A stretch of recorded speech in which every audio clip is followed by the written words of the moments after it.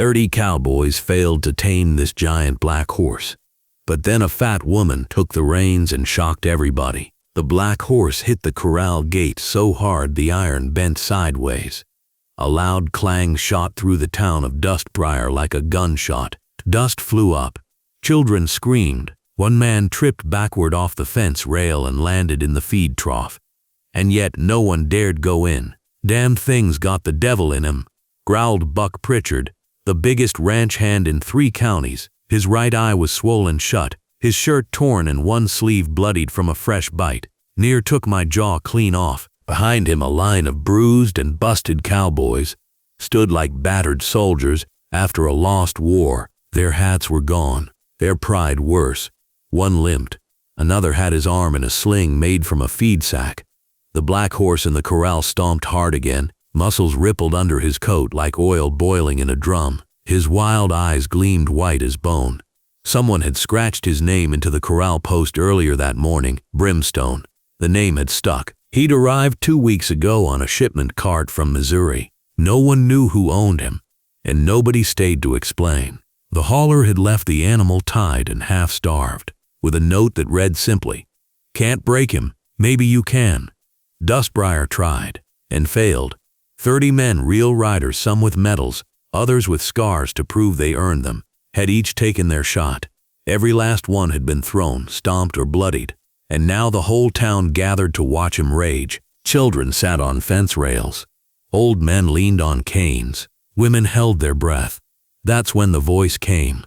Soft, but firm. "Stop whipping him." Heads turned. A wide-hipped woman in a simple dusty blue dress stood near the gate. Straw hat shaded her face. Oat sacks cradled in her arms. Some laughed before they even recognized her. "Oh Lord, that's big Delilah," someone said. "God help us, she's still talking like she matters. Don't she bake pies at the feed house?" "Yeah, eats half of 'em too." The men chuckled, cruel and casual.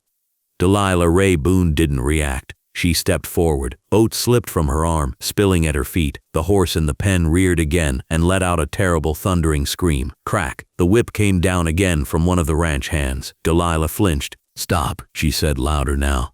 "He ain't angry. He's terrified." The whip man scoffed. "Lady, this ain't none of your Sunday poems. That beast is cursed." She looked at the blood around the horse's bit, the foam at his mouth, the tight flared nostrils, and something inside her snapped like a dry twig. I said stop. There was something in her voice, low, calm, and unshaken, that made even the sheriff blink. Buck turned. "Well, hell, you want to try?" The crowd stirred. Someone hooted. "Careful, Brimstone. She might sit on ya. She'll tame him with her gravitational pull." Laughter exploded. Delilah stepped forward and dropped the rest of the oats.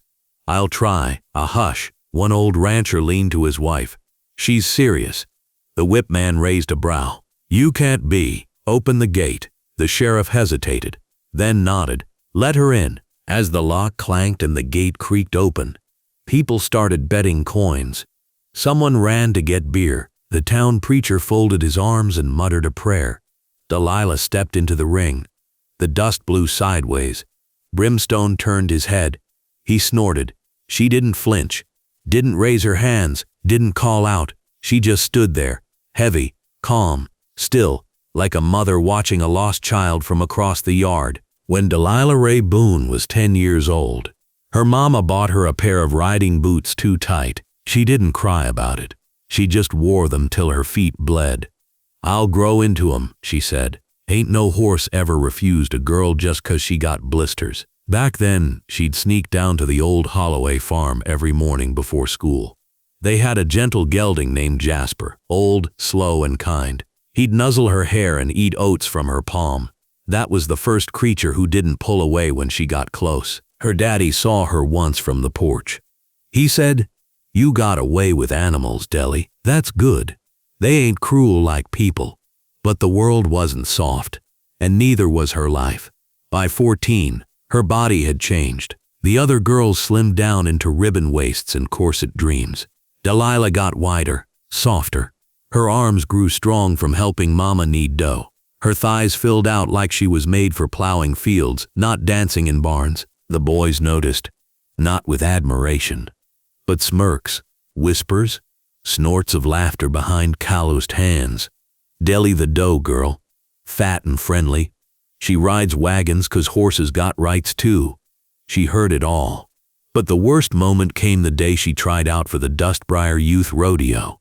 She arrived early, clean blouse, worn boots, hair in braids. The instructor, a wiry man with a shiny belt buckle and nothing behind the eyes, looked her up and down, then said, "Sweetheart, you ever seen a pig do a barrel run?"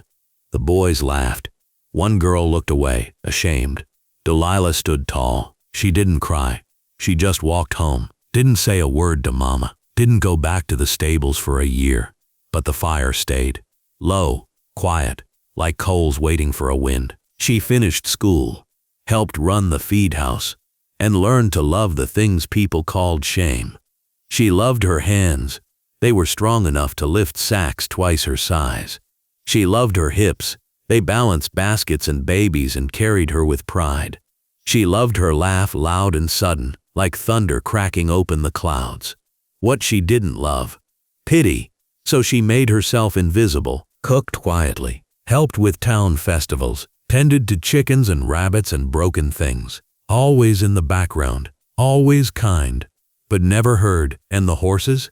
She still visited the stables sometimes. Late, alone, she'd hum lullabies into the necks of old mares and rub the scars out of their flanks with liniment and patience. They never flinched, they never mocked, they just breathed with her in the dark. Now standing inside that corral, Delilah remembered all of it. The pain, the shame, the silence she'd swallowed just to be nice. And the horse before her, Brimstone, wasn't a beast. He was her, misjudged, mishandled, beaten for refusing to obey a world that never asked him why he raged. Delilah stepped forward, one foot, then another. Her boots crunched the dry dust. The hem of her dress stirred at her ankles. Brimstone shifted. The crowd held its breath. Delilah reached into her apron and pulled out something small. An apple, sliced, not thrown, offered. The stallion sniffed the air, stomped once, then lowered his head just an inch. Delilah extended her hand. "Your choice," she whispered. He didn't come with papers, didn't have a brand. No name, no ribbon, no story. Just hooves wrapped in cracked leather and rage packed into every inch of black muscle. Brimstone arrived in Dustbriar, hitched to the back of a freight wagon like a curse no one wanted. The hauler never gave a name, just dropped the reins and muttered, "Be careful." The horse had kicked through the sideboards of the wagon hours earlier, broke one man's collarbone, ripped open the palm of another who'd tried to slap a bit into his mouth. No one could saddle him. No one could touch him without drawing blood. And for a place like Dustbriar, where men proved their worth by what they could break, that was a challenge too tempting to ignore. "Just needs a firm hand," Buck Pritchard had said the first day. He came out of the corral with his wrist dangling wrong. The second man used a blindfold and ropes. He was found thrown 10 feet over the fence, wind knocked out, boot missing, pride shattered. One by one the men tried. Tough cowboys, Army vets, even Sheriff Brambleton gave it a shot. None lasted more than 10 seconds, but they all kept coming, because nothing in Dustbriar drew a crowd like a public taming. The harder the beast, the greater the glory. And Brimstone, he wasn't just untamed, he was unforgiving. He bit saddles in half, crushed fence rails under hoof, reared with a scream that made babies cry in their sleep. The preacher called him an omen. The mayor wanted him put down. But nobody did it, because deep down they needed him to exist. A living wall to test themselves against, something wild enough to wrestle with, so they could feel like men again, even if it meant bleeding, even if it meant failing, again and again. Now he stood before Delilah, not with malice, but confusion. She hadn't come with a rope, hadn't raised her voice, hadn't reached for a bridle, just offered a slice of apple from her thick, steady hand. The wind shifted. Brimstone sniffed. He stepped once, hoof dragging a curl through the dust. Delilah stayed still. "I know what it's like," she said softly, "when folks don't try to understand, just try to force you into something you ain't." Another step. Closer. His nostrils flared. Then, in a motion so slow it barely seemed real, he pressed his snout to her palm. The corral went silent. One old-timer took off his hat. A child gasped. Delilah let her fingers trace the bridge of his nose. On the fence, men who had mocked her all their lives sat wordless. Buck spat in the dust. Damn horse must be sick. The whip hand muttered, she's lucky, not brave. But the rest, they were just watching, like they knew something sacred had happened, and they missed it. Delilah whispered into Brimstone's mane, you ain't a demon, you're a mirror. Do it again. The words came from the fence line, sharp, smug, and meant to cut. Delilah turned. Brimstone's breath warmed her neck as she stood beside him, one hand resting on his shoulder like they'd known each other all their lives. It was the man with the gold ring who'd spoken, Clayton Voss, fancy belt, clean boots, face like a carving of arrogance itself. You got him calm, fine, but that don't mean nothing. Ride him, out the gate, take him to the ridge trail. Murmurs stirred through the crowd. The ridge? Someone muttered. Hell, that trail's barely a goat path. She'll fall, ain't no space for a horse that big. She'll get herself killed. Clayton smirked. Unless you're afraid, Miss Boone. Delilah didn't flinch. Wasn't the first time someone used her name like a joke, wouldn't be the last. But this time, it didn't sting, because Brimstone hadn't moved. He stayed beside her, like a partner, a reflection. Sheriff Brambleton crossed his arms. You don't have to prove nothing to these fools, Delilah. You already did more than they ever could. But Delilah wasn't thinking about proof. She was thinking about that little girl watching her from the fence post, eyes wide as moons. She was thinking about every version of herself, the child who was mocked, the teen who walked home in tears, the woman who kept silent just to keep peace. I'll ride. The wind dropped. You could hear the rustle of skirts, a boot tapping in the dirt, a bird overhead. Clayton raised a brow. To the top? Delilah looked out toward the high ridge. The trail twisted narrow between cacti, stone, and sky. One wrong step could break bones or worse. She nodded. To the top. Brimstone shifted, but not away. He bent his head as she reached for the saddle someone handed her from the fence. It was dusty, worn from years of failed rides. She checked the leather, adjusted the girth, no fear in her hands. Only presence, the kind that comes from surviving, the kind of pain nobody applauds. Delilah slid one foot into the stirrup and hoisted herself up. Gasps rippled, not because she made it, but because Brimstone didn't move. He held. He accepted her weight like it belonged there, like it always had. Gate, someone shouted. The sheriff hesitated, then nodded. The gate creaked open. The dust parted. Delilah and Brimstone walked out. A crowd followed on foot, on horse, with baskets, babies, and breathless doubt. The ride up to the ridge became an event. They came to watch her fail, or fall, or fade into legend. But Delilah didn't look back. She sat tall, not proud, not defiant, just right. Brimstone's hooves hit the gravel trail and the climb began. The trail to Dustbriar Ridge wasn't made for horses, let alone a stallion the size of Brimstone. It wound sharp along the canyon's edge, rising in jagged spirals. Loose rocks slid underfoot, cactus lined the edges like spears. Below, the drop was sheer and cruel.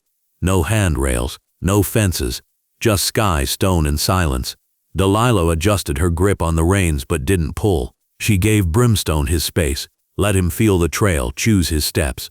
Trust wasn't something you forced, it was something you earned and shared. Behind them, the crowd kept a slow, cautious distance. No one cheered, no one jeered. Even Clayton Voss stayed quiet now, jaw tight, fists in his pockets. The wind picked up as they rose. It caught the hem of Delilah's dress, tossing it like a flag. Sweat beaded on her forehead. Dust clung to her cheeks. Brimstone grunted. The trail narrowed. One misstep and they'd both be dead. She leaned forward, gently whispering, "You're doing fine, boy. Take your time." A stone crumbled beneath his back hoof and skittered off the edge. Someone down below gasped. Delilah didn't flinch. Brimstone steadied himself, then moved again. One step. Two. A pause. The wind shifted, this time carrying something different. Not doubt, not dread. Awe. At one sharp bend, a hawk passed overhead, casting its shadow across them. Delilah glanced up and smiled faintly. When she was little, she used to dream of being a bird, not to escape, but to see the world from high enough that nobody's opinion mattered anymore. Now here she was, above the town, above the shame, above the small minds that once caged her. She wasn't riding a horse, she was becoming. At the summit, Brimstone paused on a wide ledge. The whole valley opened below them like a painting touched by God. Dustbriar looked so small. The corral, the feed house, the bakery chimney puffing its little smoke curl, all of it far beneath her boots now. Delilah closed her eyes. The wind tugged her braid. She whispered something, not to Brimstone, not to the crowd, to herself. I was never too much, they were just too little. She turned Brimstone slowly and began the descent. Every step down was lighter, not because the danger passed, but because the weight she'd carried for years had shifted. It hadn't disappeared, but it had moved from shame to strength. When she reached the base, the crowd didn't cheer. They didn't clap. They stood, still, wordless, watching, because they knew they'd witnessed something holy. Delilah dismounted like she'd done it 1,000 times.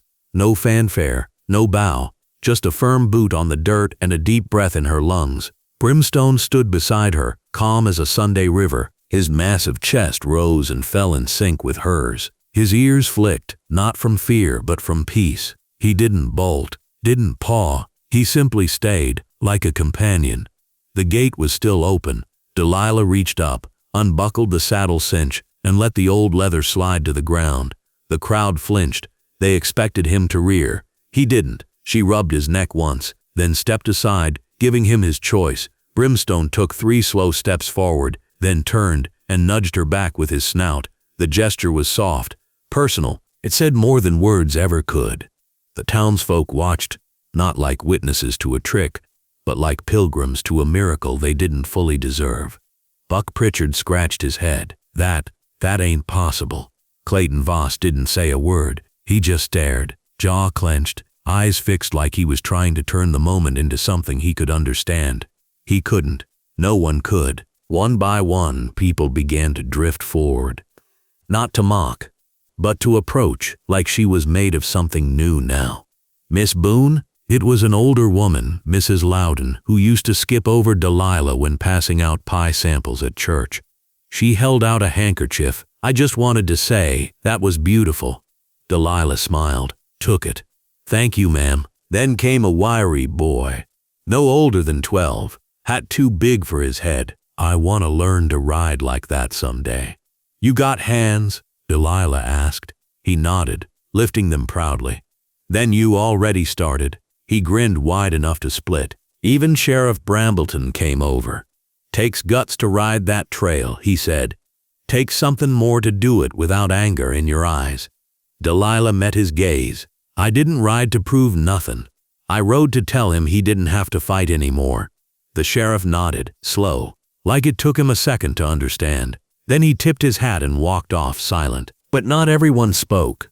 Some just watched, confused, disarmed, because they'd spent their whole lives building walls around people like her, making jokes, spreading whispers, and now those walls didn't work.